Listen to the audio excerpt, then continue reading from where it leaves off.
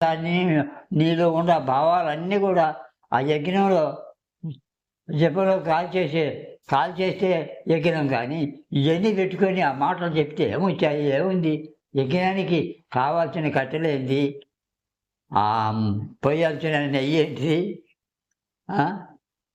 ఇవన్నీ అవన్నీ యజ్ఞానికి సంబంధించినవి కదా. దీంట్లో కట్టెలు కట్టాలా నీలో సంకల్పాలు మొత్తం కాల్చటమే. ఎప్పుడైతే గురుకారణం పొందుతావో అప్పుడు యజ్ఞ విషయం నీకే తెలుస్తుంది. చెప్పాల్సిన పనిలే. పరమాత్ముడు ఆ పరమేశ్వరుడు సర్వమయుడు పొయ్యిలో బూడిద మనం పూసుకుంటాం ఆడ ఏడ ఈ బూది. ఎందుకు ఈ బూది ఆ పొయ్యిలో బూడిద పూసుకోవాల్సి వచ్చింది? దేని గురించి? ఆ 3 గీట్లు ఆయనకి ఎట్లా వచ్చినాయి అనే భావన కూడా నీలోనే ఉన్నాయి. వాటికి దాకా స్వభావ గుణాలు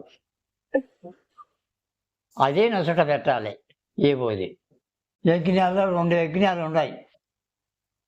ఏంటి ఆ 2 యజ్ఞాలు? ఒకటి భూత యజ్ఞం, ఒకటి దైవ యజ్ఞం. బ్రాహ్మణులు చేసేదంతా భూత యజ్ఞాలు. భూతాలంటే ఒక కొన్ని వస్తువు ఓంగుణం తవ్వి ఓంకారం అనే గుణం తవ్వుతారు. ఆ గుణంలో గంధ చెక్కలు, ముష్టి పలకలు, నెయ్యి, ఇంకా కొన్ని నూనెలు పోసుకుంటా ఆ యజ్ఞాలు ఆ మంత్రాలు చదువుతారు. ఆ మంత్రాలు నాకు రావు, వాళ్ళు ఆ యజ్ఞం చెప్పినారు కాబట్టి.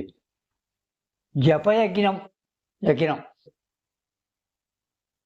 ఆ జపయజ్ఞానికి ఏమి కట్టెలు కాల్చాలా? నీలో ఉన్న సర్వేంద్రియాలు మొత్తం ఆ యజ్ఞంలో కాలిపోవాలా. ఏది? ఆ అగ్నిలో.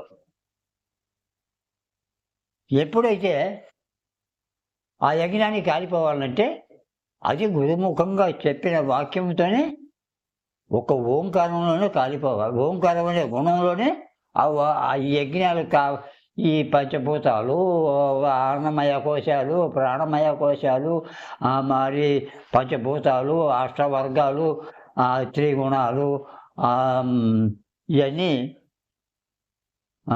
నీకు శత్రువులు, మిత్రులు, మనసు, శూన్యం అన్నీ ఎప్పుడైతే ఆ మంత్రంలోనే ఎవడైతే కాలుస్తాడో అది జపయజ్ఞం. ఆ యజ్ఞం తెలుసుకోవాలంటే గురుముఖంగా ఏమిస్తాడో దాన్ని ఎవడైతే తడుస్తాడో ఆ యజ్ఞ స్వభావం. ఒక్కొక్క యజ్ఞాన్ని కాలుతుంటే ఒక్కొక్క భావన మారాలి. ఆ యజ్ఞంలో ఒక్కొక్క దాన్ని కాలుస్తుంటే కాల్చేదేంటి? అంశ జపం. ఈ అంశలో అంత ఓష్టం అవుతుంది కాబట్టి ఆ ఓష్టం అనేది అగ్నిగుణం. ఆ గుణంలో నీ కల్మషాలన్నీ, దశేంద్రియాలు అన్నీ ఎన్నెన్నో ఉన్నాయి. 70,000 కాల్బలము, 30 ముగద్దీలు, మారు రోటీపీటీలు అనే సైన్యం, 6,000 సైన్యము, 70,000 కాల్బలము, 30,000 రథాలు. ఇవన్నీ రథాలు వేసుకొని పోయేవాళ్ళు, గుర్రాలను వేసుకొని పోయేవాళ్ళు. వాళ్ళు గుర్రాలు లేకుండా కాలుతో నడిచేవాళ్ళు కాలుబలం. వాళ్ళు అయ్యేంటి వాళ్ళు ఎవరు? రోమలతో సహం కూడా వస్తుంది ఆ యజ్ఞంలో. నీ రోమాలు రంధ్రాలే అన్నీ శుభ్రంగా కాలి తెల్లంగా ఎప్పుడైతే తేజేసేయిందో నువ్వేమి చేసినా యజ్ఞమే. ఆ కల్మషం అంతా, ఆ బరువు అంతా, ఈ పెట్టే రవసలన్నీ వాడితోటి యజ్ఞం చేస్తే అది యజ్ఞమా? అది బతికేదానికి ఆ యజ్ఞం చేసే వాళ్ళకి ఏదో తప్పనిది బ్రహ్మతత్వం వాళ్ళకు తెలియదు. ఏమి చెప్పినా కర్మ గురించి యజ్ఞాలు చేస్తుంటారు. భూత యజ్ఞాలయి. అంటే భూతాలను యజ్ఞం పెట్టుకొని భూత యజ్ఞాలు అవన్నీ యజ్ఞమేనని చెబుతారు. అర్థమైందా? ఈ యజ్ఞం అసలైన యజ్ఞం నీలో సర్వేంద్రియాలు, దశేంద్రియాలు, పంచభూతాలు, అరిషడ్వర్గాలు, త్రిగుణాలు, దారంశ పుత్రేష 3 విభీషణత్రయాలు, ఇవన్నీ ఇంకా మీరు ఎన్నో ఉండాలి చెప్పాలంటే. ఇవన్నీ ఏమీ లేకుండా పరిశుద్ధంగా, ఏ భావన లేకుండా పరిశుద్ధంగా ఉండటమే అది జపయజ్ఞం. యజ్ఞంలో జపయజ్ఞం వాళ్ళు చేస్తున్నారా? చేస్తున్నారా ఎక్కడైనా? అవి తీసుకురా, అవి పెట్టి, ఇవి పెట్టండి. అవి దానికి మంత్రాలు. అవి మంత్రాలు. ఏం మంత్రాలు అవి? కర్మతో కూడుకున్న కర్మ మంత్రాలు. కర్మతోనే చేయాలి. ఇవన్నీ ఎప్పుడైతే కాలిపోయినాయో అతని ఏం ఊరక మాట చెప్పినా యజ్ఞమే. కాబట్టి ఆ యజ్ఞ ఈ బూది యజ్ఞం. ఈ బూది పరమాత్మనికి 3 గీట్లు ఎట్టొచ్చింది? 3 గీట్లు పెట్టి నామం. ఆ 3 ఆయనకి ఈ నొసట ఎట్టొచ్చింది? పొయ్యిలో బూడిద పూసుకుని పొలుపుగా ఈ బూది అంటే అతని రాజే ఏమవుతాడా? ఏం స్వామి? ఈ బూది 3 గెట్లు పెట్టుకొని బొట్లు ఈడ ఆడ ఈశ్వరుడు విష్ణువుకి ఇటు నిలువు బొట్లు కుంకుమై ఈయన అడబొట్లు పెట్టుకుంటే ఆయన రాజయోగి అవుతాడా? కాడు. 3 గుణాలు అతిక్రమించిన వాడే రాజయోగి. జై త్రిగుణాలు 3 అతిక్రమించాల. దుష్ట గుణములను కొట్టేసి, ఈ దుష్ట గుణాలన్నీ ఎవరైతే కొట్టేస్తాడో ఆ గుణాలు నుదుట ఈ బుద్ధి పెడతాడు. అదే నుదుట ఈ బుద్ధి. దుష్ట గుణములను బ్రహ్మనిష్టలో ఎప్పుడైతే నిలిచిపోతాడో ఆ నిష్టే ఈ బోధి. అది అట్లా దానికి అంతరార్థం అది. ఇది తిరిగి ఈ యజ్ఞాన్ని గురించి ఏమో పెద్దగా ఉందని నువ్వు ఇవన్నీ ఆలమించి చేస్తూ ఉండవు. గురుముఖంగా ఎప్పుడైతే గురువు చెప్పిన దాన్ని ఎప్పుడైతే సాగేసా యజ్ఞాలు తెలుసు. యజ్ఞాలు వేసేది ఏంటి? ఆ యజ్ఞంలో అసలు యజ్ఞం అగ్ని గుంతదవి అగ్ని కట్టెలేసి కాల్చేది అది యజ్ఞగుండం. మామూలుగా గుండం అది యజ్ఞగుండం కాదు. మామూలు గుండం సరిగా కప్పుకుంటారే పొయ్యిలో బాగుండం అట్లాంటి యజ్ఞగుండం. వీటట్టిని ఎప్పుడైతే అగ్నిలో నీలో జఠరాగ్నిలో కాల్చింటో అది యజ్ఞంగా మారుతాడు. నీకు ఒకటే యజ్ఞం. ఆ యజ్ఞమైనా నేనే కాదు ఎవరైనా సరే గురువు, నీకు నమ్మకమైన గురువులు ఉంటే ఏ గురువు కాడైనా ఎప్పుడైతే అక్షరాన్ని పొందుతావో, అక్షరం పొందినంతసేపు పొందితేనే నువ్వు గురిపెట్టవి. పొందకపోతే గురిపెట్టావు కాదు. గురిపెట్ట ఎప్పుడైతే అవుతావో ఆ యజ్ఞ విషయము నువ్వు చేసేదే యజ్ఞం అని చెప్పేదే యజ్ఞం. ఇట్లా యజ్ఞం చేయాలనే యజ్ఞంలో ఆ అగ్నిలో ఈ దుర్గుణాలన్నీ కాలిపోవాలి. అంతరేంద్రియాలు, బాహ్యేంద్రియాలు, జ్ఞానేంద్రియాలు, కర్మేంద్రియాలు, విష్ణుత్రయాలు, వాసనత్రయాలు, ధనమదము, కులమదము, శాస్త్రమదము ఇవన్నీ పోవాలి. ఇవన్నీ ఎప్పుడైతే కాలిపోయినాయో తేజస్ అదే జ్ఞానజ్యోతి అంటాం. ఆ జ్ఞానజ్యోతి ఆ మనసు అనే మాయ అనే భ్రమని యజ్ఞంలో కాల్చి ఆ అగ్నితో జఠరాగ్నిలో కాలిపోవాలి. ఆ యజ్ఞం ఏది? ఆ జఠర అగ్ని ఏది? ఇదే.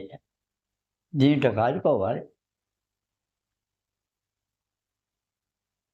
అప్పుడు గట్టిగా ఉండ కట్టె. అంటే వాసనలతో ఆ వాసనలతో నిండుకొని ఉండదు గట్టిగా ఉన్నప్పుడు. ఆ వాసన కాలిపోయేలకు తెల్లగా తేజస్సు బూడిద. అది యజ్ఞం విషయం.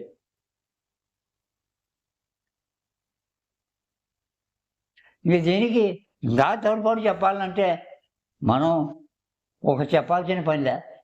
సడన్గా వైరాగ్య పురుషుడు ఎవరైతే నేను ఎవరని తెలుసుకొని వాడు ఆనందాన్ని, ఆ బ్రహ్మానందాన్ని పొంది కళలో నిష్కళ కళలో ఎవడైతే కలుసుకుంటాడో ఆ గుర్తు తెలుసుకుంటే ఒక గుర్తే వెరుక తప్ప ఇంకేమీ లేదు. కాబట్టి నీకు సావు లేదు. అప్పుడు నీకు తనువు లేదు, ఆకారం లేదు, రహితమై నిర్వికారం, కదలికే ఉండదు, ఏమీ ఉండదు. అప్పుడు ఆ రకంగా వచ్చినప్పుడు ఒళ్ళు మర్చిపోతావు. నువ్వెవరో నీకే తెలియదు.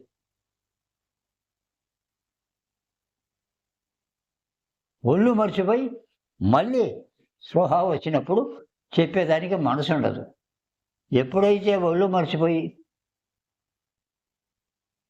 నువ్వు ఆ రకంగా తయారైనావో సర్వము నువ్వు కూర్చున్న కాడే తెలుసుకోగలుగుతావు. నువ్వు ఆడికి పోవాలి, ఈడికి పోవాలి, చెప్పాలి, చేయాలని సిద్ధాంతం ఏమి తెలియనప్పుడే ఈ బాధలు. ఆ స్టేజీకి రావాలి. ఆ స్టేజీకి వచ్చి అది సూక్ష్మంలోనే ఉంది మోక్షం. ఇది పెద్ద కష్టం, బరువు అని ఇది చేయకుండా జీవ మీద రుచికే పాటుపడుతున్నారు. కానీ ఈ రుచిని సమర్థించి కంట్రోల్లో పెట్టే భావనకి పాటుపడలే ప్రపంచం. ఏ 100 కోటికి ఒకడు ఇద్దరు తేలుతున్నారు. ఇప్పుడు చెయ్యంగా అది సమకూర్చుకుంటారు. ముందు అయితే అది చేసేటప్పుడు ముందు చేదు కొట్టుద్ది. బాగా చేదు చెండాలకు ఎత్తు అనిపిస్తుంది. ఆ చేదు అయితే అయిందిలేమని ఎవడైతే ఆ యోగాన్ని చేస్తాడో చేదు పోయి ఉండంగా తీపి అవుతుంది. ఇంకా చెయ్యాలా, ఇంకా ఏముందని మనసున్నంతసేపు పై మట్టికే కాలు పెట్టాలంటాడు, కానీ కిందికి దిగడు. ఆ భావన అందకపోతే వాడు పైకి కాలు ఎక్కలేడు. కిందనేముంటాడు, కిందనే పోదాం అంటాడు, కానీ పైకి ఎక్కలేడు. కాబట్టి ఏమీ లేదు, సూక్ష్మంగా అంతా తేలికగానే ఉన్నది. కానీ ఈ తేలిక పెద్ద బరువు ఇచ్చింది కర్మకి. ఏది మాటే కదా, మార్చుకోవటమే కదా. వీటన్నిటికీ మూలం మనసే కారణం. ఈ మాయలకల్లా మనసు, అమ్మ ఇదే కారణం. ఇది ఎప్పుడైతే నిలిచిపోయిందో మాయ స్టడీ అయిపోయా, నిలిచిపోతాడు. మళ్ళీ ఇది ఎప్పుడైతే చైతన్యం ఇచ్చి ఇంద్రియాలకి చైతన్యం ఇచ్చిందో మళ్ళీ అంత మాయ అంతా కప్పు. ఆ మాయని కాల్చి శూన్యం చేసి ఏమీ లేకుండా చేసేంత వరకు ఈ మాయ తగులుకుంటూనే ఉంటుంది. ఇంకా ఏమీ లేనప్పుడు తీసేసినప్పుడు ఇంకేముంటుంది అలా. అది ఇట్లా వేదాలు చదువుకుంటూ ఆ మంత్రాలు చేసుకుంటూ ఇదంతా ఈ జన్మ ఉండేవరకే ఆ ఫలితం. ఆ తర్వాత మారిపోయి ఇది మారిపోయి ఇప్పుడు ఈ జపయజ్ఞం చేసేవాడు జన్మలకి కాపాడేది.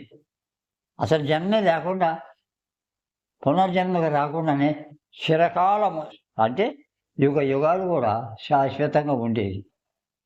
అది ఆనందం అనే యజ్ఞాన్ని సంపాదించవయ్యా, ఇట్టటి బీటీ అన్నీ నీకేలా ఆ! ఆ ఆనందం అని జపాన్ని సంపాదించ ఒక్క దాంట్లోనే ఉంది కాబట్టి, ఆ ఒక్కదాన్నే అడగలొద్దు. ఎక్కిన విషయం నీలోనే వెల్లడి అయితే లేదో చూద్దువు గాని. ఒక ఒక పని చేస్తే దాంట్లో ఆ యజ్ఞంలో ఏం శక్తి నేను తెలుసుకున్నా. ఆ శక్తి కోరినప్పుడు నా దేహము, నా మనసు ఎట్లుంటది అనే భావాలు గూడా నువ్వు అనుభవించాలి. అనుభవిస్తుంటే దాంట్లో భావన ఎప్పుడైతే ఆ ఆనందాన్ని ఎప్పుడైతే చేకూర్చుకుంటుంటావో అన్ని విషయాలు నీలోనే వెల్లడవుతాయి. మరి ఆ యజ్ఞం చేయగలుగుతావా? హ! మరి చేయగలిగితే ఈ బీటి మాటలెందుకు? ఇవన్నీ ఎందుకు? ఒక్క క్ష ఒక్క అక్షరంతోనే మహనీయులంతా కూడా ధరించినారు. కొంతమంది పెద్ద వాళ్ళు ధరించి ఆనందంగా ఉండిపోతున్నారు. ఆ ఒక్కటే అదే బీజం. ఓంకారం అనేదే బీజం. ఓంకారం ఒక్క అక్షరమే కదా! 8 వర్ణములది. ఎరుపు, తెలుపు, నలుపు, పసుపు, పసుపు మించినవన్నీ సునీలము ఇన్ని కళలతో మామూలుగా ఓంకారం 8 అవతారములు. దాన్ని మళ్ళీ ఏమంటారు? అది ఎక్కడుంది అది? కంటికి కూడా చెబుతారు. పాపకు కూడా చెబుతారు. మరి కన్ను ఉంటే కంట్లో పాపే కదా! ఇన్ని వర్ణములుగా నలుపు, తెలుపు, ఎరుపు, సునీలము ఇన్ని అష్టవర్ణములుగా ఉంది. ఇదే కదా చూడటం, మంచి చెడ్డ అంతా చేయటం, ఇది చూడటం, మనసుకు గమనించటం, ఇంద్రియాల పేరాపణ చేయటం, గుర్రాలు పరిగెత్తటం, వాటిని కట్టేయటం మంత్రము. ఈ అంశం అట్లాంటిని బంద్ చేయాలి. అట్లాంటి జగదాంబ సృష్టికి మూలం ఆమె.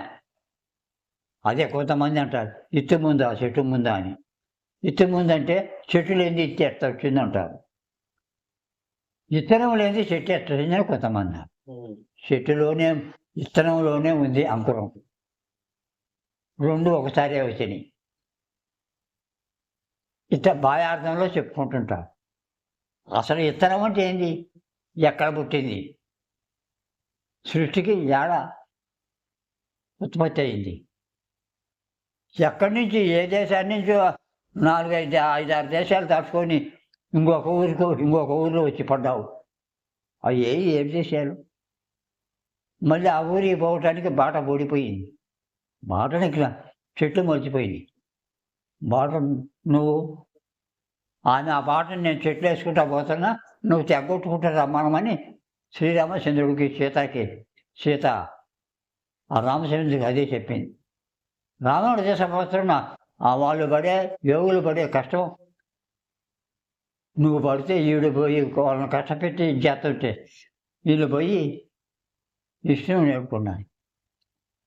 సరే దేవి, నువ్వు కోరినావు కాబట్టి వాళ్ళ కష్టం నువ్వు పడతానంటే వాళ్ళని నేను రక్షించుతానంటాడు.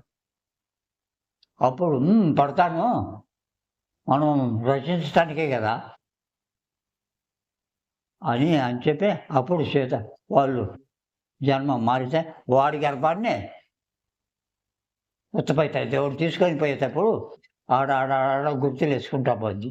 అది వాలి అక్కడ తీసుకొని పైన ఆయన కొండ మీద పెట్టుకుంటాడు సుగ్రీవుడు, ఆంజనేయుడు. ఆంజనేయుడికి చెబుతాడు, ఆంజనేయ నేను వెతుక్కుంటా వచ్చినప్పుడు హనుమా ఆంజనేయ అని ఎప్పుడైతే పిలుస్తారో నేనే విష్ణువుని అనుకో, అప్పుడు తెలుసుకోమని ఆయనకి ముందే చెప్పి అవతారాలు మారుతాను. అప్పుడు ఏమో గుర్తులు వేసుకుంటూ పోతే పైన పోయింది కదా సముద్రం, బాట ఆడుంది నీకు ఆడ బాట. అందుకని నేను బాట వేసుకుంటా గుర్తులు పోతాను, అయితే ఎగ్గొట్టుకుంటా బాట చేసుకొని రమ్మనమని మామూలుగా చెప్పుద్దిలే మా పురాణ గాథలో. అందుకు కాబట్టి బాట ఎల్లైనా ఒక్కసారి కాసేపు కొన్ని దినాలు, కొన్ని నెలలు మనం ఇష్టం వచ్చినట్టు ధ్యానించి, మళ్ళీ మన పనులు మనం చూసుకుంటూ మన అలవాట్లకే ఎలాగైతుంది కానీ అటు తిరుగుతే పట్టిన పట్టు వదలకూడదు. పట్టిన పట్టు వదిలితే ప్రాణం కూడా వదలకూడదు. పట్టిన పట్టు వదిలితే ప్రాణం విడిచేది మేము. కాబట్టి ఇంకా అదే కర్మ సిద్ధాంతంతో ఎంత మనసు పెట్టి చేస్తావో కర్మలు అనుభవించే అనుభవం దీంట్లో అంతకన్నా ఇంకా ఆనందంగా అనుభవిస్తావు. అయితే కొంచెంగా చేసుకుంటూ రావాలి. పూర్తిగా ఆనందాన్ని అన్నం తినేంత వరకు కొంచెం కర్మ చేసుకుంటూ రావాలి. ఈ కర్మ ఉంది కదా, మనం వచ్చిందే కర్మలో, తనివే కర్మ. కర్మను కాదు చేయాలా. ఇప్పుడు తింటుంది కూడు, కూడు తింటున్నాం. ఆనందం అనే అన్నం తినాలి. ఆనందం అనేది అంటే ఈ పిండాకోడిని కంట్రోల్లో పెట్టుకోవాలి. పూర్తిగా తినకుంటే సత్తడు, తింటే మాయలో పడతాడు, నీకు చిక్కడు. అది ఈ భగవంతుడు ఇవన్నీ ఆ స్టేజీకి ఎప్పుడైతే నువ్వు మనసుని కేటాయించుకున్నావో, కర్మను గురించి ఏమి యోచన చేయకుండా పుట్టించినటువంటి వాడు నాకు కూడా ఒకతని భర్త సేవే చేస్తుంది భార్య. భర్త సేవే భార్యకి పతివ్రత ధర్మం. ఆమె జ్ఞాని. అప్పుడు భర్త ఒక నాబోటోడు పిచ్చిమొండ కొడుకు పోయి భవతి భిక్షాదేహి అన్నాడంట. ఆడిపోయి అప్పుడే భర్త చెడు. ఆమె భర్తకి కాలు నీళ్ళిచ్చి నీళ్ళు సేవ చేసి కూర్చోబెట్టి కూర్చునేంతవరకు ఆమెకి ఆ నీళ్ళు ఆ చెంబు మంచి చెడ్డ అందించి అన్నం పెట్టి అన్నం తినేల దాకా భర్త కాడుండి అప్పుడు బయటకు వచ్చింది. బయటకు వచ్చేళ్ళకి తన కోపం వచ్చింది. కోపం వచ్చి ఏదో ఆయన నోటికి వచ్చింది ఒక మాట, దూషించండు, శపించండు. ఇట్టటి శాపాలు నాకు తెలుసులే పోవన్నా అన్నదంట. అప్పుడు మళ్ళీ నీకు మా ఇది అవి రెండు ఏంటి అమ్మ అన్నాడంట. పుష్పలను చూసి ఈ రెండు ఏంటి అమ్మ అంత గడ్డలు వేసినాయి అంటే, నాయన రాబోయే బిడ్డకి సన్నిపాతకం ఇచ్చే కుసుమలు అని చెప్పిందంట. ఓహో, రాబోయే బిడ్డకే ముందు జీవాధారం ఇస్తే వచ్చినటువంటి వాడికి ఎందుకు ఇవ్వడు అని, నీ గురువు ఉన్నారా అమ్మా? ఉన్నారా? నా గురువు. ఎవరు నీ గురువు అంటే, అది ఒక్కసారి వ్యాపారం చేస్తాడని చెప్పాడు. ఏటలు పోయటం, అమ్మితే తెచ్చుకోవటం, ఇతన్ని అమ్ముకొని ఉదరపోషణ చేసుకుంటూ తల్లిదండ్రి పూజ చేసుకుంటున్నాడు. తల్లిదండ్రిని ఆయన పూజించేవాడు. ఆడిపోయి ఇతను చూస్తే మాంసం తెచ్చి కొట్టి అమ్ముకుంటున్నాడు. ఇదేదిరా మాంసం చేస్తున్నాడు, గురిపెట్టినాడు. వాడికి ఆశ్చర్యమై తర్వాత 4 మాటలు జరుగుతాయి. మళ్ళీ వాడు కూడా తల్లిదండ్రి పూజ చేసి ఇట్టుంటాయి. నేను ఇదంతా ప్రకృతి. మనం ప్రకృతిలో తాను ఉండి కర్మని ఆడుతా నేను ఎవరని తెలుసుకోవడమే బ్రహ్మానందం. అదే యోగం. అదే కానీ ఈ మామూలుగా బాహ్య ప్రపంచంలో బాహ్య మాటలు చెప్పుకుంటూ ఈ మంత్రాలు చెప్పిన అది ఆ మంత్రాలు రచించిన మంత్రాలు చదువుకుంటూ మా ఇళ్ళ దగ్గర మూటలు బియ్యము మిరపకాయలు ఉప్పు ఇవన్నీ డబ్బు కొని పోయి వాళ్ళు కడుపుకోసుకుంటా ఉండేది. తినేదానికి ఇది బ్రహ్మను విడువక భజించి ఆ బ్రహ్మను కన్నటువంటి వాడే బ్రాహ్మణుడు. అతనే బ్రహ్మ మానస పుత్రుడు. వీళ్ళెవరు? వీళ్ళెవరు కొంటారు? మరి మీరెవరంటే మనమెంతో వాళ్ళంతే. అంతా శూద్రులనే.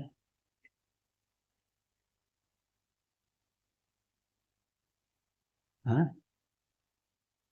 మరి ఈ భావాలు చెబితే నీకు అర్థమైనాయా? ఆ! చెప్పు. చెప్పు ఒకటన్నా. అంటే ఇట్లాంటియన్నీ తెచ్చి పెట్టొద్దు వాళ్ళకి చెప్పి. ఆ యజ్ఞం అనేది నేను తెలుసుకోవాలనుకుంటే, గురువు చెప్పిన మాటని గంధపు చెక్క తడిచినట్టు సరస్సు. యజ్ఞమే కాదు, భారతంలో గానీ, రామాయణంలో గానీ, భాగవతంలో గానీ, భగవద్గీతలో గానీ, శతకంఠి రామాయణంలో గానీ, ఇయన్నీ అష్టకళా చతుర్ విద్యలు కూడా నీలో నీకు తెలిసిపోతుంటాయి నాయనా. ఒకరు చెప్పాల్సిన పనిలే. అది తెలుసుకోవటానికి గురువు. ఆ గురువు ఎట్లాంటోడన్నా గానీ, ఆ గురువు మీద నీ యొక్క దృఢమైన నమ్మకమే వాడు ఏమి తెలియనోడు కూడా వాళ్ళ నుంచి నువ్వు గమనిస్తావు. ఒక చెట్టుని గురువుగా భావించుకున్నా గానీ, ఆ చెట్టే గురువుగా నీకు సల్లగా ఆ చెట్టులోనే ఉత్పత్తి అవుతాడు. నీలోనే ఉండగా ఉత్పత్తి అవుతాడు. చేసుకుంటే దీనికి సావు లేదు. స్వామి ఇదిగో మంత్రాల పుస్తకం అన్నా. చూసినా. అది మామూలుగా యథాపరులు చేసేది, సంపదించేది తంతులు, ప్రయోగాలు, చేతబడి విద్యలు అయి కాదు. మలయాళ మంత్ర రాజయోగం. అంటే బాగులేని వాళ్ళకి బాగు చేయటము, కాళ్ళు చేతులు తలుపులుండా, ఇంటి కష్టబంధనలుండా, మరి కొన్ని దేవతల్ని వశీకరణ చేసుకోవటం, సూర్య వశీకరము, కాళిక దేవి వశీకరము, ఇక ఆంజనేయ వశీకరము, ఈ కొన్ని నరసింహస్వామి అవి కొన్ని వశీకరాలు చేసుకుంటూ కొన్ని మంత్రాలతో ఈ బాగుగాక ఏదన్నా కాళ్ళు చేతులు తలుపులుండా, జ్వరం ఉండా, మరి కలవరెత్తుండా, మరి గ్రహాలుండి పట్టి ఊగెత్తుండా, గ్రహాలు పట్టి రాకుండా ఒంట్లోనే పోని నలుగుతున్నా, ఇది చేస్తుంటే నా యోగానికి ఆటంకం అవుతుంది. ఇది పనికిరాదు. ఇది భూత విద్య. భూత విద్యతో ఏముంది? బ్రహ్మ విద్య కావాలి. ఇది నేర్చుకునేదాన్ని ఇది ఇంటికాడనే ఉంటే పోలే. ఇంటికాడ నేర్చుకోకూడదా? పుస్తకం తెచ్చుకోవాలి. బెంగుళూరులోనే 10 మంది తయారైనారంట. 10, 20 మందో. వాళ్ళు నీళ్ళ మీద పండుకునేంత శక్తి కూడా వచ్చిందంట. అక్కడోళ్ళు ఇద్దరొచ్చి నన్ను ఇక్కడ పరిచయం చేసినారు. వాళ్ళు నన్ను పరిచయం చేస్తే ముందు నాకు స్నానం రాజు నాయన పైన కూర్చొని పోసుకునేవాడిని అని నేను చెబుతున్నా. నేను ఆ మాట చెప్పగానే వాళ్ళిద్దరు బావిలో ఎగురు దూకినారు. ఎగురు దూకి ఇట్లనే పైకి లేచి కాళ్ళు మడత పెట్టుకొని పైకి ఓహో! నన్ను పరిచయం సరే వాళ్ళు బయటకు వచ్చి నేనే దూకి ఎల్లిక పడుకొని బయటకు సుమారుగా అర్ధగంట ఉంటిని. స్వామి ఇంక నేను చెప్పలేదట. ఒకడు కుర్రోడు ఇంతకన్నా ఇంకా బాగా లావుగా ఉంటాడు. వచ్చేవాడు. వాడు నీకు సచ్చిదానంద స్వామి గురువు ఉంటున్నావే, ఆయన ఈ యోగం కాదు కదా, ఆయన హఠయోగం కదా అయింది. మరి ఆ భావం లేదు. ఓహో! హఠయోగము అన్ని యోగాలు ఒకటే. హఠయోగం ఎట్లుంటుంది? హఠయోగం అంటే ఏమి? అనేదాన్ని తెలుసు. అప్పుడు ఎప్పుడైతే నెల మీద అప్పుడు నమస్కారం చేస్తాంగా. మనం చేసేసాం. వద్దులేనైనా స్వామి మేము అప్పుడప్పుడు తప్పనిసరిగా వస్తుంటాము. ఒక ఆయన పెద్దాయన. ఇటు నా ఎంత వయసు ఉంటుంది. ఆయన చెబుతుండే, "అరేయ్! అయితే జాస్తి మాట్లాడొద్దు ఆయన ఆగపడరు అని చెబుతుంటే వాళ్ళు లెక్క చేయలే. ఎట్టంటే అట్లా మాట్లాడుకుంటా అది నువ్వు చేసే ఏం యోగమా? సరే. ఆ తర్వాత మళ్ళీ ఆశ్రమం తెలిసిన వాడు చెప్పడు. అసలు రహస్యం చెప్పడు.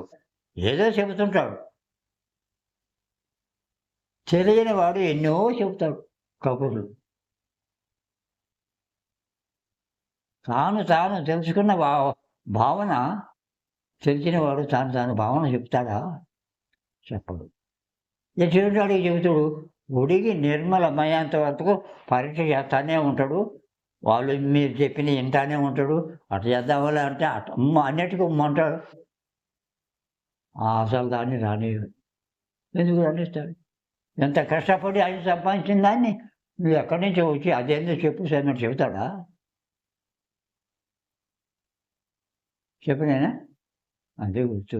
ఒక నయా పైసాకి తృప్తి పడినోడు ₹1,00,000 ఇచ్చినా వాడికి తృప్తి ఉండదు. కోటి తృప్తి పడదు.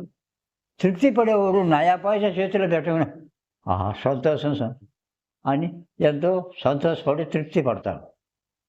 వాడికి ఎంత ఇచ్చినా తృప్తి. నాకు ఇచ్చింది నయా పైసాని ఎవడే హీనంగా ప్రవర్తిస్తాడో 1,00,00,000 డబ్బు చేసుకొచ్చి ఇచ్చినా కానీ వాడికి తృప్తి తీరదు. వాడు ఇంకా రాకపోయినే ఉండేది నింపపోతే అనే ఆశ ఆ ఆశ నిరాశ అయితే జీవితంలో మిగిలేది పరమాత్మని చెంతే. ఆశలన్నీ నిరాశ చెయ్యాలి. ఆ ఆశలన్నీ నిరాశ తెచ్చుకోవడానికి కొంతవరకు ఒక 3 భాగాల్లో ఒక్క భాగం కర్మను సేవించుతూ నువ్వు ఈ ఆశల్ని ఎవడు ఎత్తుకెళ్తాడో ఎప్పుడైతే నీకు జ్ఞానం వికసించుతుందో ఆకలి తప్పికి కూడా ఆ పరమాత్మ ధ్యానంలో ఆకలి తప్పికి కూడా క్షీణించిపోతుంది. అది నువ్వు ఇది వద్దు అది వద్దు ఇది తిన్నా అని గుద్ద కడుపులో కాలుతా అది తిన్నా నుంచి లాభంలే. కాబట్టి ఆశలు ఆశలు ఉడగటానికి మనసే కారణం. జన్మకు రావడం నువ్వు జన్మకు రావడం దేనివల్ల వస్తున్నావు? భ్రమసే పోతున్నావు. భ్రమతో వచ్చినావు. భ్రమ లేనివాడే బ్రహ్మము. భ్రమ లేనివాడు భ్రమలు ఉండి లేనివాడు జన్మ కల్పిస్తున్నాడు. మళ్ళీ జన్మ అతీతంగానే ఉండి నాటకం కలుపుతున్నాడు. నటన సూత్రధారి. డ్రామాలు కానీ సర్కస్లు కానీ ఏదైనా చేస్తుంటే ముందు నటన సూత్రధారి అవుతాడు. వాడు ఎందుకు వస్తున్నాడు? వాళ్ళల్లో సర్కస్ చేసే వాళ్ళలో ఎందుకు పనికిరాని వాడు. అట్టడు వాళ్ళు చేసే సర్కస్ అంతా కూడా వాడు చేసి ఉంటాడు. చేసి సూత్రధారిగా అవుతాడు. అట్లనే కొంచెము మనసుని కంట్రోల్లో పెట్టుకొని శాంతం గుణం వచ్చే కొద్ది నీకే కలుగుతుంది పట్టుదల. ఇంకా ఏముంది ఆనందం అనిపి ఇంకా ఏముందని పోతానే ఉంటుంది. చివరికి అసలు ఎప్పుడైతే కళ దివ్య కళ ఎప్పుడైతే కళలో కళ నిష్కళ వెలుగు ఆ పున్నమనాటి వెలుగు అంతకు మింత ఇక లేదు ఇంకేమి. పున్నమనాటి 24 కళలతో 64 కళలతో వెలుగుతాడు కదా. తెల్లగా చేసేసి కళలో కళ కలిసిపోవటమే మోక్షానికి అర్హత. గురువు ఆ మోక్షం అనేది ఎట్టాడిది? ఏమీ లేదు. ఆనందమే మోక్షం. ఆనందమే బ్రహ్మానందం. ఆ బ్రహ్మానందమే పరమ సుఖం. ఆ సుఖమే కేవలము జ్ఞానమూర్తి. జ్ఞానం చెబుతుంటే ఎంతైనా వస్తుంటాయి నాయన, దాంట్లో ఏంటో పొరులు వస్తూనే ఉంటాయి. ఎందుకు ఊరికే బీటికి చెప్పుకొని చెప్తే మరి అంత పట్టుదలగా చేసేవాడు ఉండాలి కదా. చెయ్యాలని దీని మీద ఈయన దాని మీద పట్టుదల ఆ అడుగు దాటక ఒకే కంట్రోల్లో ఎవడైతే ఇంటి మీద, భార్య మీద, వాళ్ళ మీద, వీళ్ళ మీద, భార్య నా దగ్గరనే ఉంది.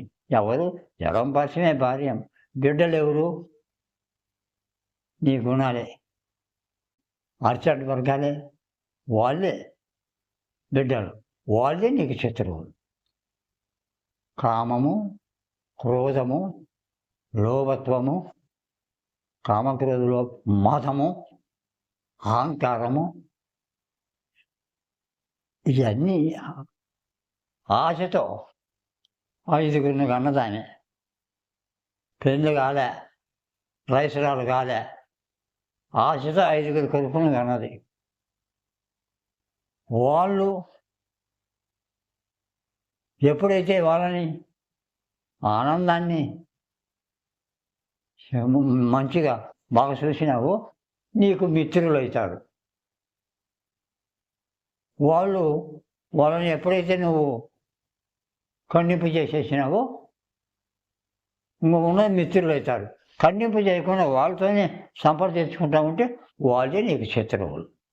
నీకు శత్రువులు ఎవరయ్యా? నీ కోపమే నీ శత్రువు, నీ శాంతమే నీకు భూషణం. ఆ శాంతము లేనిది సౌఖ్యం ఎన్నడూ రాదు.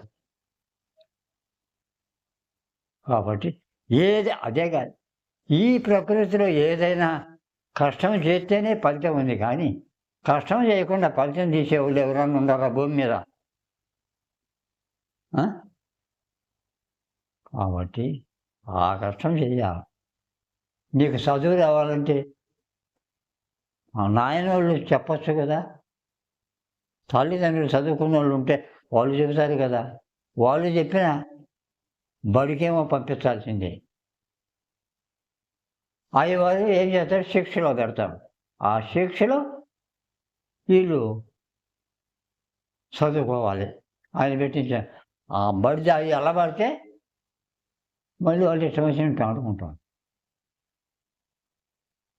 అది కూడా దాంట్లో పరీక్షలు అయ్యి మళ్ళీ గవర్నమెంట్ జీతం తినే దాంట్లో 10-20 మందిలో 4-5 పరీక్ష అవుతారు, అందరూ తప్పిపోతారు. వాళ్ళలో కూడా గవర్నమెంట్ జీతం తినేది 1-2 ఉద్యోగం. అట్లా ఇది కూడా అనుకో. కాబట్టి సాధారణమైన ఏ పనైనా లోకట్టుకోవచ్చు. లోకట్టుకోలేని అనే అది పిరికితనం. నేను చేయలేను కదా, నేను ఎప్పుడు చేస్తానంటే అది పిరికితనం. నేను చేయలేను, నా వల్ల కాదంటే వాడి వల్ల కాదు. నేను చేసే తీరుతానంటే వాడు చేసే తీరుతాడు, వాడికి చేస్తాను. అది దానికి కూడా ఈ యోగం చేసే దాంట్లో కూడా వయసును బట్టింది. యోగం కూడా వాడి వయసును బట్టి, అతని శక్తిని బట్టి దానికి సంబంధించిన యోగమే సాధనే చెప్పాలి, ఉపదేశమే చేయాలి. వయసు చిన్నదైనా ఆ చిన్నదానికి తగ్గ సాధనే చెప్పుకోవాలి, తేలికైంది. నడి వయసుడికి ఒక యుక్త వయసులో తినగలుగుతావు, జీర్ణించగలుగుతావు, కొండ ఎక్కగలుగుతావు, దిగగలుగుతావు, చెట్టు ఎక్కగలుగుతావు, దిగుతావు, ఆ పండు కోసుకుంటావు, అన్ని అంత శక్తి ఉంటుంది. కాబట్టి వాడికి అటువంటి శక్తిని కలిగే మంత్రాన్ని ప్రయోగిస్తాడు. వృద్ధాప్యానికి అతనికి ఏమీ ప్రయోగించడు. వానికి ఇదే మాయా చిన్నప్పుడు అల్పించి చేసిన వ్యసనాలతోటి ఆ వ్యసనాలే కుంగ తీసి చేస్తాను. కాబట్టి యోగం కూడా మంత్రం కూడా చెప్పాలంటే శక్తిని బట్టి చెబితేనే, లేకపోతే శక్తిని మించి చెబితే వాడేమవుతాడు, దెబ్బకొస్తుంది. ఏ అర్థమైన బాహ్యార్థాన్ని అంతరార్థంగా భావించితే అంత జ్ఞానానికి సంబంధించింది. సినిమాలు కూడా ఇట్లా బయట లోపల అంతరార్థాన్ని పాటిస్తే అంత జ్ఞానంతో కూడుకున్నదే సినిమా. బయట బాగా కుడితే భోగ విలాసతో కూడుకున్నది, సుఖ సంతోషాలతో, దుఃఖ సంతోషం ఇట్లా కూర్చున్నాడు. మనం పాటించేది అంతరార్థాన్ని పుస్తకం రీతిలో చూస్తే బయట, గ్రంథంలో ఈ గ్రంథిలో భావన చేసుకుంటే అంత అంతరార్థమే. మీరు ఎట్లా భాషించింది అట్లా ఆ పరమాత్మని యొక్క మాటల్లోనే మనం సంసారం గడుపుకుంటూ ఉంటూ రాను రాను రాను దానికై అది అడ్డిపడిపోతారు. పెద్దలు చెప్పుకుంటుంటే, పెద్దలంటే కాషాయ గుడ్డలు కట్టిన వాళ్ళే కాదు, గృహస్థులే పెద్దలు తెలిసిన వాళ్ళు ఉండాలి. కాషాయ గుడ్డలు కట్టిన వాళ్ళు అంతా తిండిపోతారు. కాషాయ గుడ్డలు కట్టి ఏంది వేషాలు, వేష భాషలు మానవాలే. నిన్నెవడైనా తిడతారు అనుకో, దూషించు వారిని పూజించాలి. అప్పుడు పూజించాలంటే కోపంతో మనసుని లోపల పెట్టుకొని వాడిని నాశనం చేయాలనే బుద్ధి నీకున్నప్పుడు నువ్వు వాడిని మళ్ళీ ఎట్ట పూజిస్తావు? ఆయనలోనే కాదు, చిరంజీవుడు ఉంది. జీవికి సావు లేదయ్యా. జీవిని జ్ఞానాన్ని తెలుసుకోవాలి. జీవాత్మకి అదేమి ఒక బొమ్మ సావు వెళ్ళిపోయింది. సచింది ఏది ఇది జడం. అందరూ ఏదైనా జీవుడికి సావే లేదు. నేను సత్తాక తక్కువ కానీ భయపడతాను. గాలికి సావు ఉందా? ఆహా, తోలే గాలికి సావు ఉందా? గంగకి సావు ఉందా? సీతని రావణుడు చేసిపోయినాడు. ఈయన నానాక కష్టాలు పడి అరణ్యాలు పోయి చూసుకున్నా. సీతని రావణుని సంహరించిండు. సీతాదేవిని చేసు. నిజంగా వాడు సీతాన్ని చేసపోయినాడా? నిజంగా రావణుని సంహరించినాడా? నిజంగా ఏం తెచ్చుకో లంకలో నుంచి సముద్రం దాటి యువతలకు వచ్చినాడా? చెప్పండి దీని యథార్థం. అదే ఆధారమును రేసించి మణిపూర్వకమును కుకిలించి ఇంకొక దానికి ఒక అర్థం. ఏమి చేసపోయిండు రాముడు సీతను బాగొట్టుకున్నాడు. ఏం బాగొట్టుకున్నాడు? సీతను బాగొట్టిండా? జ్ఞానాన్ని బాగొట్టుకున్నాడు. జ్ఞానం ఏమరికట్టిండు సీతను తీసుకురావడానికి? రామ మంత్రం తారక మంత్రం ఎట్లయితుంది? రామ మంత్రం ఇప్పుడు కూడా ఉన్న కరెక్ట్. నేనే అనుకో, ఒక అర్థం నేను చెప్పబోయేది. నేను వేరే వాడిని అనుకో, నేను వచ్చిన అడుగుతా. రామ మంత్రం తారక మంత్రం ఎట్లయితుంది అంటే ఏం చెప్తావు నువ్వు? రామ మంత్రం తారక మంత్రం ఎట్లా? తారకమా? ఆ తారకమనే సోహమనే మంత్రాన్ని సుషుప్తిలో సూక్ష్మం చదవాలి. అది తారకం. తరచటం నీ హృదయములో ఆ పరమాత్మని మనసున తరసంగత జపంగా అప్పుడు సూక్ష్మ రూపం, ఈ రూపం పోయి ఆ సూక్ష్మ రూపం జపించిందే జపం చెయ్యాలి. ఆ జపం ఆ సూక్ష్మని నేను నాది అని భ్రమలో కొట్టుకురా. నువ్వు ఆకార రూపుడివి. ఆ సోహం అనేది అది సోహమంతరం అంటారు. అదే వచ్చిపోతుంది. సోహం అని పోతుంది. సోహం అంటే పైకి కిందికి పైకి తీసుకోవడం, కింది తీసుకోవడం, పైకి పోవడం. ఆ సోహమే మంత్రం. అదే హంస. అంశ జపం అది. అదే అజప అన్నారు స్వామి. 21,600 సార్లు అజప. సహస్రారంలో ఇన్ని శ్వాసలు, ఆజ్ఞ చక్రంలో ఇన్ని, విశుద్ధంలో ఇన్ని శ్వాసలు అని చెప్తారు. ఇది మనము తెలిసి తెలియకుండా అన్ని జీవులకు పోయేది సోహం సోహం సోహం సోహం. ఇదే మంత్రం ఎట్లయితుంది? ఏది సోహం సోహం అనేది మంత్రం ఎట్లా? సోహం అనేది సోహం సోహం సోహం అసలు చేయకుండా పోయేది అదే కదా. సోహం అనేది రామన్న సోహమే, మంత్రమే, రామ మంత్రం. సోహం అన్న రామే. ఇది 2 అక్షరముల చదువు ఇది. వద్దన్నావు కదా నువ్వు, మంత్రము వద్దన్నావు కదా. మంత్రము చేయకూడదు, సోహమే మంత్రం అంటే రామ మంత్రానికి అర్థమైంది, ఓంకారానికి సోహమే దేవతకు అర్థమైంది. సోహం అనేది అంటూ అంటూ అంటూ అంటూ మనసు పేర మనసు అంటూ అంటూ సోహం అనేది నిలిచిపోతాడు. సోహం అనేది పోయి మనసు పేర సూక్ష్మం జపించింది అది లోకమంత్రం.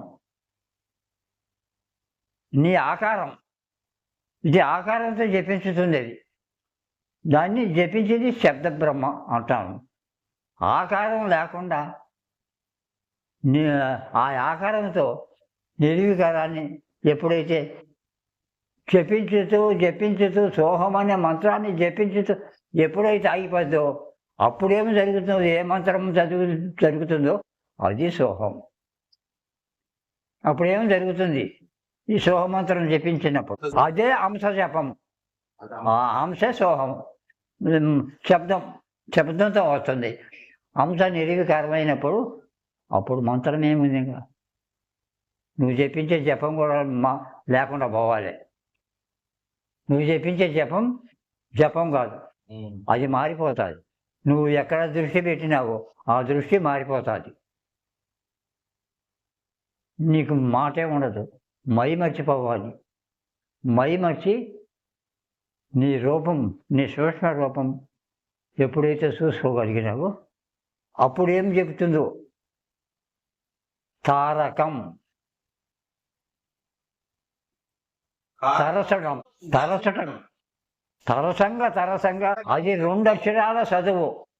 ఆ 2 అక్షరాలు ఎవడైతే తరుస్తాడో ఆ ప్రణవాన్ని, అది జపం.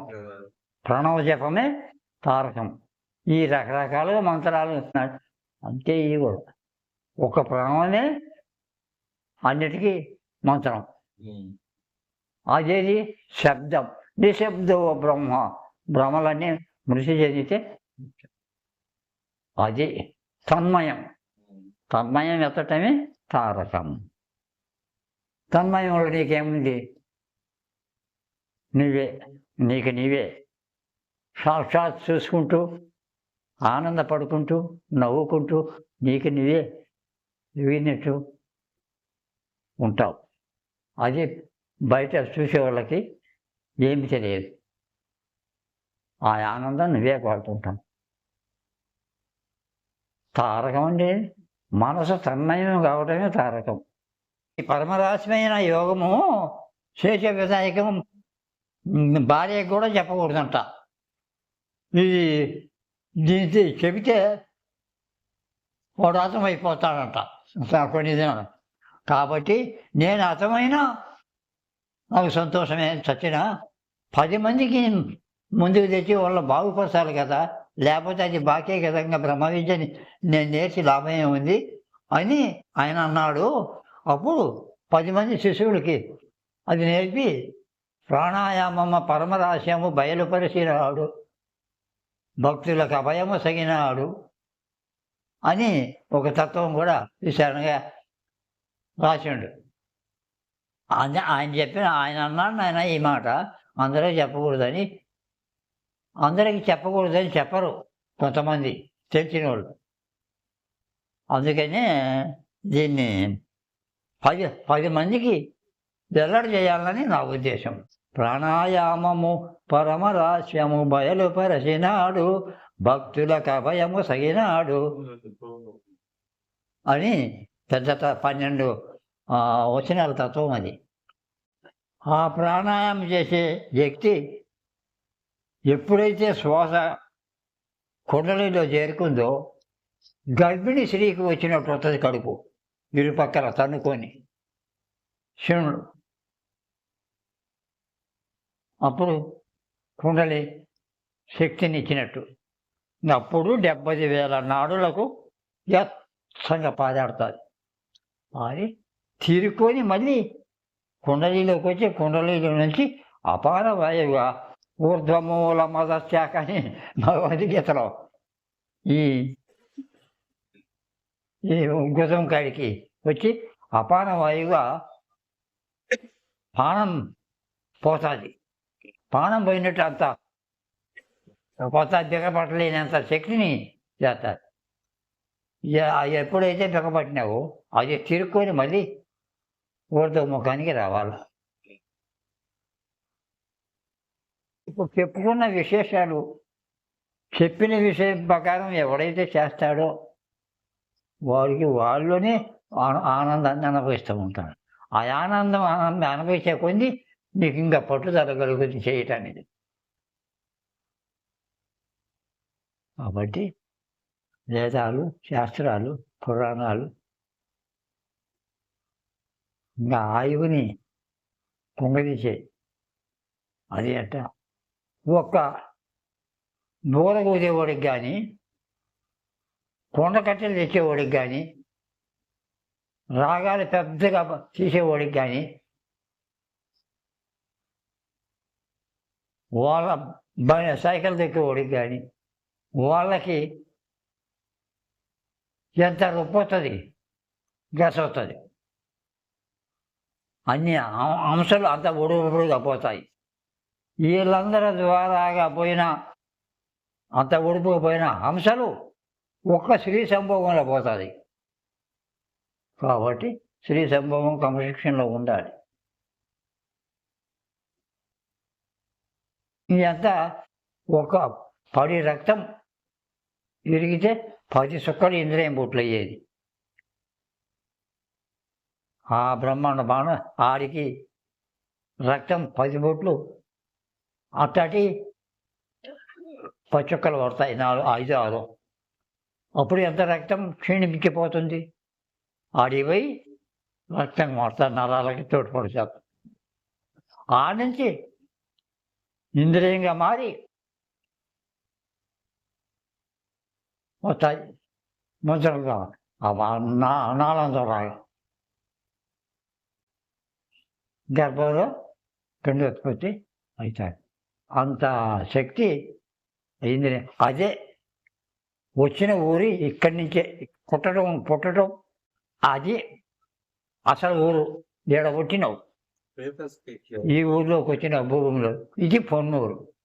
ఆ ఊరికి పోవటానికి మళ్ళీ ఈ నాళం బూడిపోయి ఉండాలి. జఠరాగ్ని పోవాలి.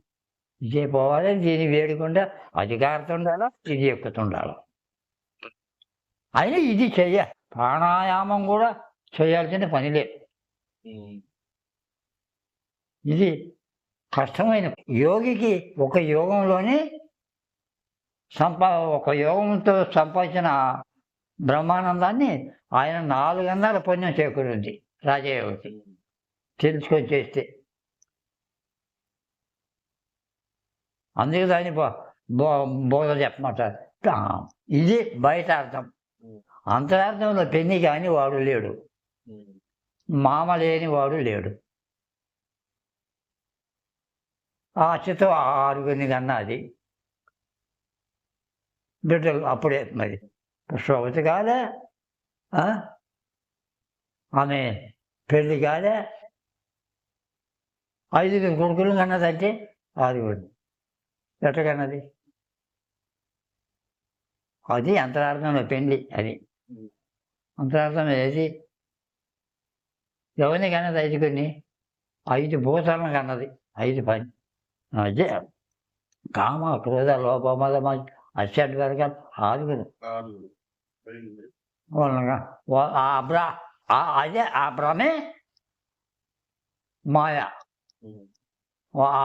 అయ్యాయి కదా శత్రువులు. ఆ శత్రువుల్ని ఎవరైతే స్వాధీనం చేసుకోడు మిత్రుడుగా మారతాడు. మిత్రుడుగా మారినప్పుడు నీ ప్రయాణం పరతత్వానికి ప్రయాణం మనసుని ప్రయాణం పెట్టే బదులు నీకు కావాల్సిన ప్రయాణానికి కావాల్సిన వాళ్ళే మూటగట్టి అదే ఇదో నీకు అందిస్తారు తొందరగా పోదు కదా అని. క్షత్రియులుగా ఉంటే చేసిస్తారు. నీ ప్రయాణానికి కావాల్సిన వస్తువులు కట్టియ్యరు కదా. అందుకు కాబట్టి రాజయోగమే 400 పుణ్యం సంపాదించుకుంటాడు. యోగి ఒక యోగంతోనే